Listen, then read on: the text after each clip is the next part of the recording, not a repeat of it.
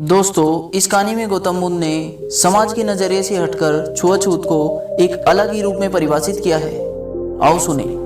एक दिन महात्मा बुद्ध प्रवचन सभा में आकर मौन बैठ गए। सारे शिष्य उनके इस मौन के कारण से चिंतित हुए कि कहीं महात्मा बुद्ध बीमार तो नहीं है। आखिरकार एक शिष्य ने पूछ ही लिया, गुरुजी, आज आप इस तरह मौन क्यों हैं? वो नहीं बोले।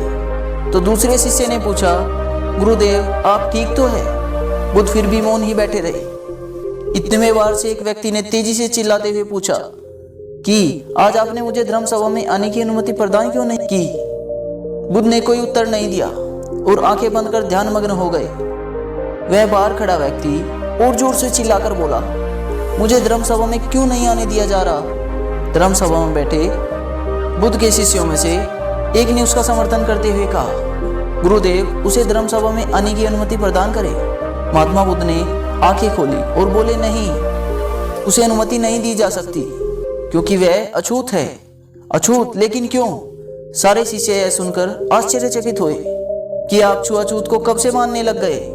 महात्मा बुद्ध ने शिष्य समुदाय के मन के भाव को तोड़ते हुए कहा, हाँ, वह अछूत है। वह आज अपनी पत्नी से लड़कर आया है और क्रोध से भरा हुआ है। क्रोध से जीवन की शांति भंग होती है। क्रोध से ही सबसे पहले हिंसा का जन्म होता है और इसी मानसिक प्रभाव में आकर इंसान दुनिया में हिंसा, मारपीट और गाली गलौज और बहुत से गलत काम करता है। क्रोध करने वाला अछूत होता है क्योंकि उसकी विचार तरंगे, उसके नकारात्मक विचार दूसरों को भी गलत तरह से ही प्रभावित करते हैं। उसे आज धर्म सभा से बाहर ही रहना चाहिए।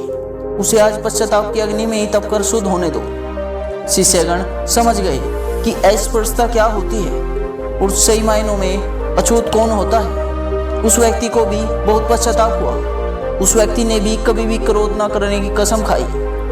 तब जाकर बुद्ध ने उसे धर्म सभा में आने की अनुमति प्रदान करी। दोस्तों, इस कहानी से हमने सीखा कि किसी भी इंसान के अछूत होने का आधार उसका जन्म व धर्म नहीं बल्कि उसके कर्म व विचार होने चाहिए। यदि किसी भी इंसान के कर्म व विचार की वजह से किसी भी प्राणी को दुख होता है, वह समाज का हित होता है, तो वह इंसान अछूत है।